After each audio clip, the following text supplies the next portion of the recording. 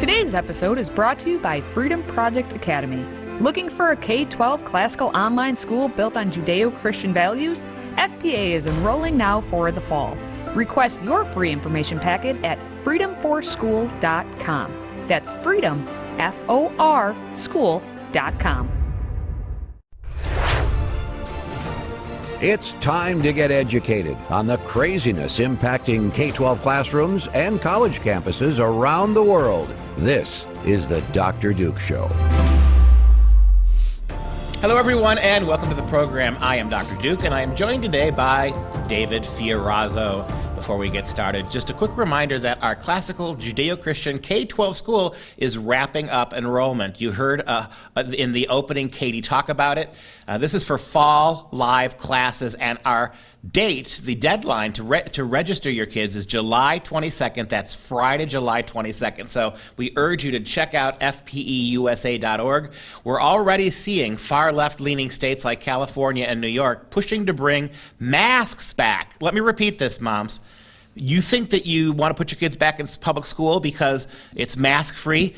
Remember what happened last year, 2 weeks before school began. All of a sudden, they slipped it back. There's already talk out of Washington and from the school boards, the school unions, that this may happen. Get into Freedom Project while you can. Okay, we start today in a really shocking story. I mean, we shouldn't be surprised given how we've talked about the overreach of public schools, how they've decided that they and they alone are the parents of your kids. So we find ourselves in Washington State. That's one of those states on the West Coast that's really vying with California to be the most out-of-control state when it comes to taking away parental rights. And here we have a father who is rightfully furious after finding out that his son's school has been giving his child anti-depressants without his knowledge. They actually brought an outside psychologist into the school. This psychologist apparently looked at and talked to a number of kids and prescribed antidepressants without consulting the family. I mean, you can't get more out of line than this. Dave, this is pretty shocking. So is there any indication whether the psychiatrist was called in for other students or just this one? Was he there for the day or what? I find it impossible to believe that you're going to bring in a psychologist to see just one kid. I think it's completely implausible. I think what they've done is that psychology was there not necessarily for depressed kids, but for kids who were gender confused.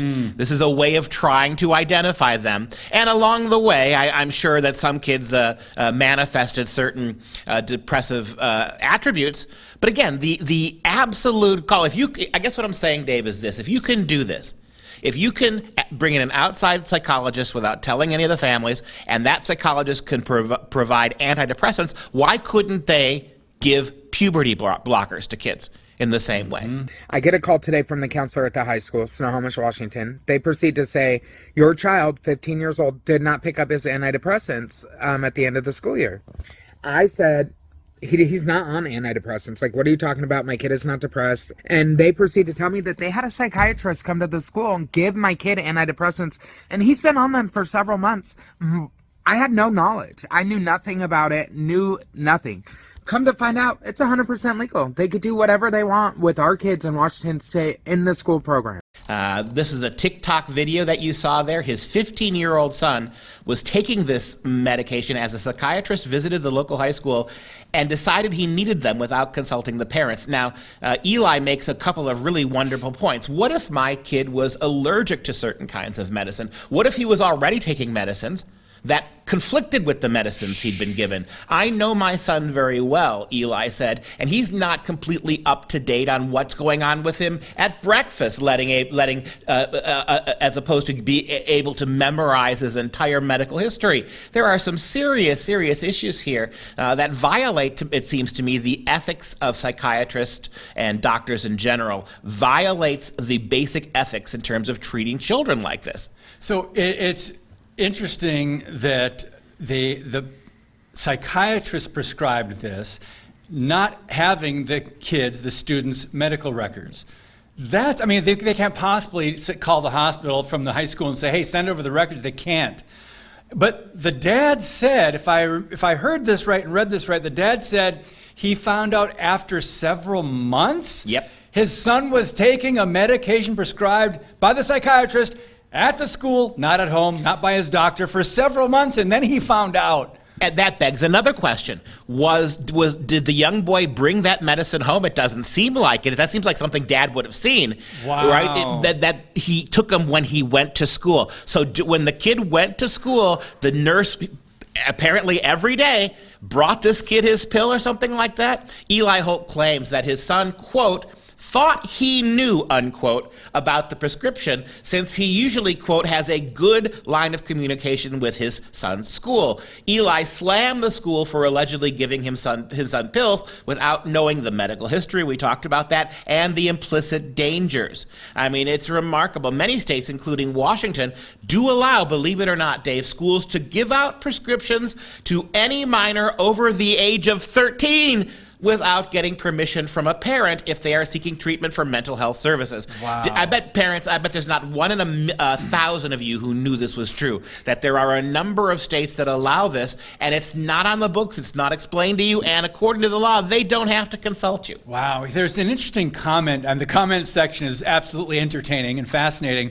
but someone that goes by ACREC85 said this, because think this progression through logically to what's going to happen once a student at school starts taking a medication that his parents don't know about. So he would be missing doses on the weekend if he's just taking it, assuming he's just taking it at school, or the counselor or the psychiatrist gives it to him at school. And on the weekend, he's not going to take it. And what about summer? No, are they going to be tapering off these kids who are on these new drugs? This can be very dangerous. So I thought that was an excellent comment. It's a great point about summer. I mean, are you going to mail? I don't think they would dare mail the kid the medicine. You know, Dad would find out that way. So with this, it's absolutely clear. One thing's absolutely clear here. The school wants to keep this from the parents. They don't want to tell them. They don't want to partner with them. They don't want to risk having a parent tell them no, or make a stink about this, because in progressive states like Washington, the law is already on the school side when it comes to controlling your kids' physical and bodily health. And when you think about, you mentioned the comment section, Dave, one thing is really shocking if you go pick up the story and look for it, is how absolutely about 50% of the respondents thought this was the best thing in the world, that we can't be bothered as parents to do this ourselves. If our kids aren't feeling well and the school says not, well, then just let the school handle it, right? And the other thing, apparently the school is paying for it. Did Dad get a bill for this medicine? That's interesting. You know, that's another thing. Who's paying for the prescription? It's obviously not the parents. They're not billing the father's health care plan. That's right. The school, how much of our taxpayer money is going to pharmacological organizations on and inside the schools? I was going to say that. It's technically not the school. It's our tax dollars helping them drug kids now. But listen to this. Just two quick comments. Emily Stokes said, maybe it's because I'm not a parent, but shouldn't you be happy that he's getting help if he needed it? And someone else said, I'm sorry, but if he's willing to take them by himself, he might need them. We never understand what's going on in someone else's head. With all the censorship taking place on social media platforms, we've made it easy to keep up with your favorite content. Simply download the Freedom Project Media app in your app store. Get access to 18 new videos a week, plus thousands of archived shows, lecture series, and educational animations. Download the Freedom Project Media app on your Apple TV, Roku, tablet, or phone, and make sure you allow for notifications to keep you informed.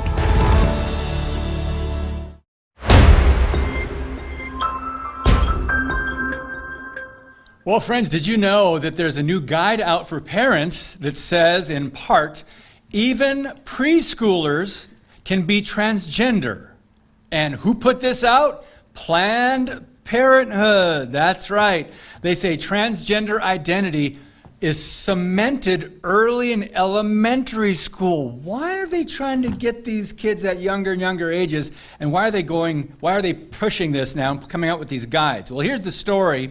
They claimed that transgender identity is cemented early in elementary school and that even preschoolers can be transgender. It's a guide for parents. So let's figure this out here. It's the nation's largest abortion business, provider of abortions. They published various guides for parents indicating that children can know if they are transgender or gender conforming when they are early in elementary school or in preschool. And the guide is titled, "What Should I Teach My Elementary School Aged Child About Identity?" There you see some information of it there and some of the points that it talks about. Now, before we got on this segment here, before the show today, Dr. Duke and I were asking, what's Planned Parenthood's game here? What are they up to? And I'll let you share what you were talking about. The thing that is amazing to me, that they're Planned Parenthood. They're not scientists. They're not geneticists. They're not biologists. They're a bunch of overpaid people with no scientific background. Are you kidding me? This is like the Southern Poverty Law Center, which isn't really Southern. It's not about poverty. And they're not a law center, literally. True. And yet all liberals think they're some kind of an authority because every decision they make is liberal. It's the same thing with Planned Parenthood. They have no bona fides here. And let me understand this, Planned Parenthood. At the age 3 and 4, preschool, that's when you're saying gender is cemented. How could transgenderism be cemented when you keep telling us that gender itself is completely malleable? Biological sex isn't cementable, you tell us. You tell us that male and female are never cemented, but transgenderism can be cemented, literally locked down in such a way that there can be no argument. You are completely going against your own dogma here. Well, let's look at this guide here, and we're going to just read a couple points. So this says, how do I know if my child is transgender or gender conforming on Planned Parenthood's website? So, by the way, why do they suddenly care about children? I thought they wanted to prevent parenthood. Anyway, that's for another topic. So when does all of that start? For some kids, understanding their gender identity and coming out as transgender or gender nonconforming takes many years and doesn't happen until they're a teen or adult. Often that's because they get messages during their childhood that make them feel ashamed or scared to be who they really are. But for other kids, are you following this? It's clear as early as 2 to 3 years old, as they're not the gender everyone says they are. And notice again, how can something be cemented when you're suggesting it's completely suggestible? If you are... Isn't it fluid? I thought so. At 3 and 4, these kids aren't cemented in their memories. They can't think abstractly. They're not cemented about what their address and their phone number is. They're not cemented in any aspect of what they do, except, of course, for the innate recognition somewhere deep below this evil culture of ours, how obviously trans they are. This is the worst kind of charlatanism. And coming from the mouths of Planned Parent aborto-fascist lovers, right? This is stunning to me. What qualifications do they have to make this assumption? And the answer is absolutely none. Pay no attention to these people. So the abortion giant also tells parents, don't assume your kid will grow up to be straight.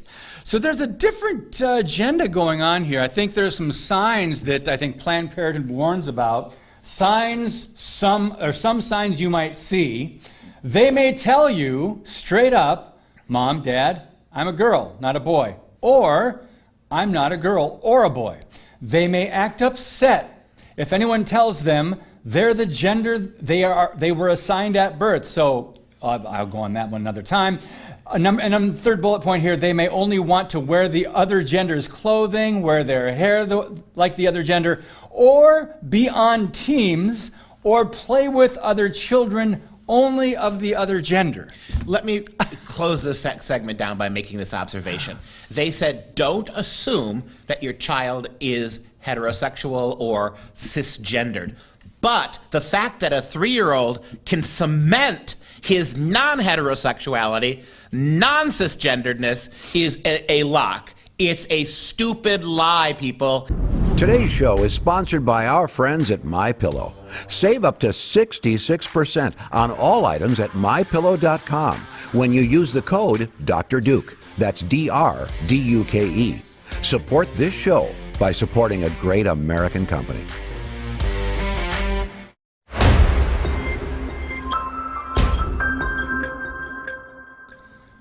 So the next story, we go to the Federalist, and it says, today's kids despise authority. You guys have been talking about this on the show for years, and there are reasons for that. Today's kids despise authority thanks to a disastrous duo. Now, two of the reasons that they are talking about here in this article, and we'll be addressing now, lockdowns and critical race theory. So it's interesting now, this is kids now, the number of school shootings they talk about in 2020 and 2021, this is over 20 years ago, was the highest since 2001. So 20 years ago, it was 93 in total at the time.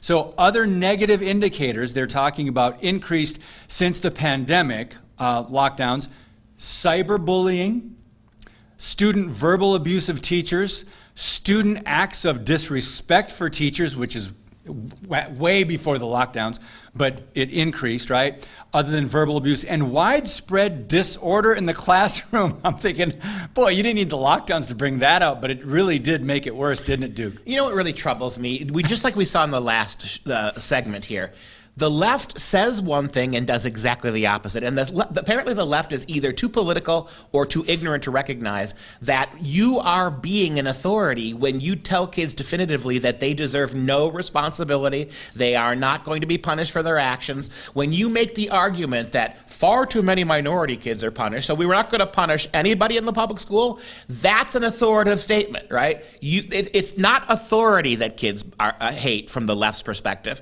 or for even the right perspective. It's not authority. It's the authority of Christianity or traditional values or the people who believe in discipline.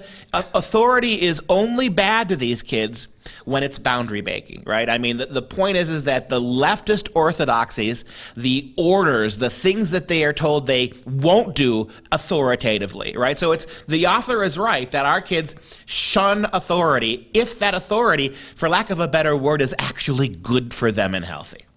Another point, they said lockdowns have also been correlated to increased child suicide rates. Of course. And that's isolation. Of course, that's kind of a natural conclusion, but this stat is interesting. More than 70% of schools saw increases in chronic student absenteeism. I'm sure there's a lot of reasons for that, Duke, but this is one of the things that they pointed out here. Chronic student absenteeism.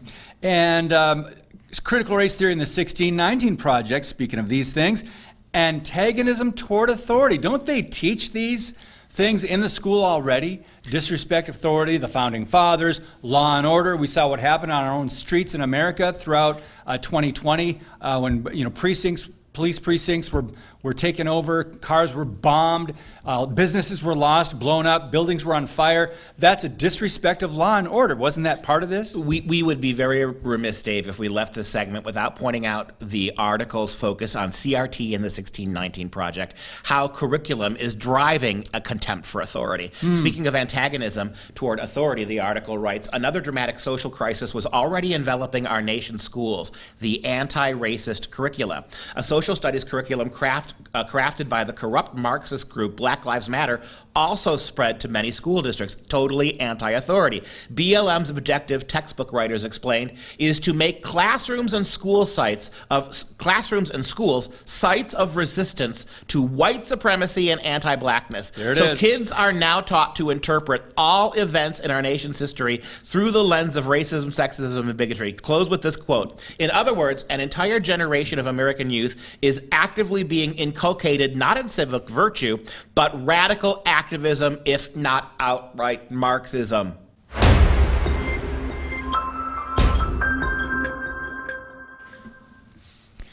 All right, so before we go, let's take a little time to fill you in on some other stories we've been following. We start with the left's political queen, as Hillary Clinton is back in the news, announcing a new docu-series nobody will watch.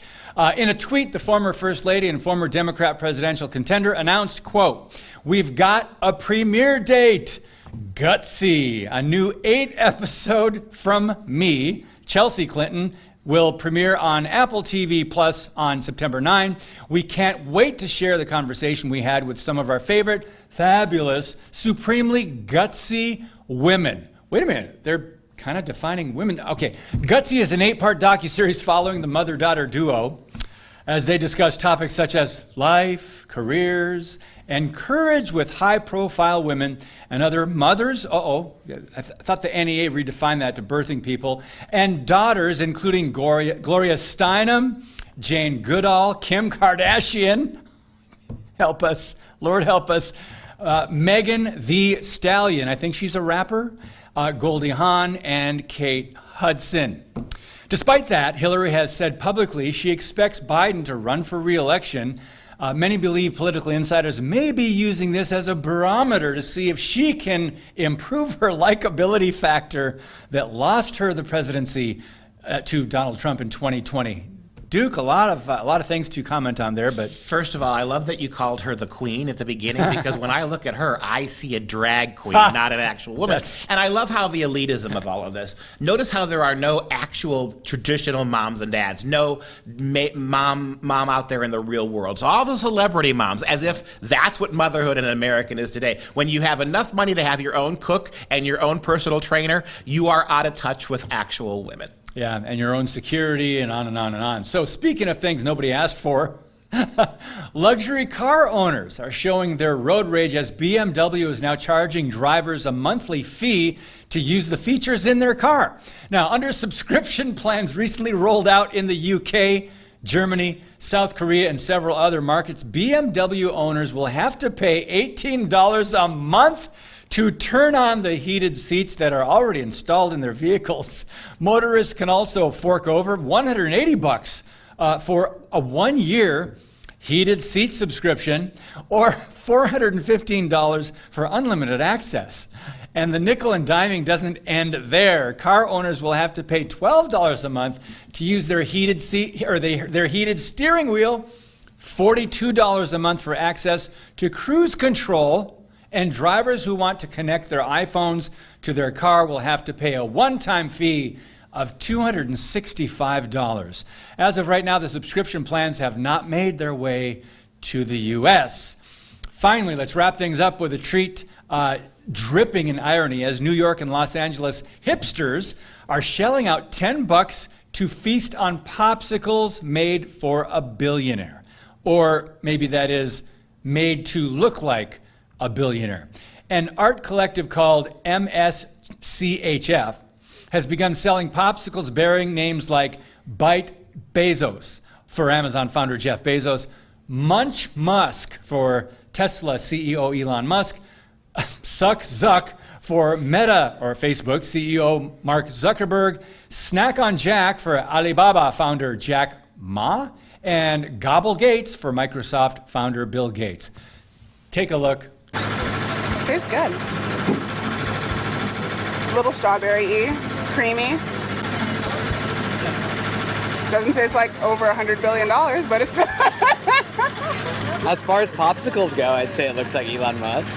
You know, it's not necessarily self-portrait, but it's pretty close. Despite promoting slogans like "Eat the Rich," the anti-capitalist popsicle company appears to be, are they selling them though? Yeah. Appears to be making bank, charging $10 per treat.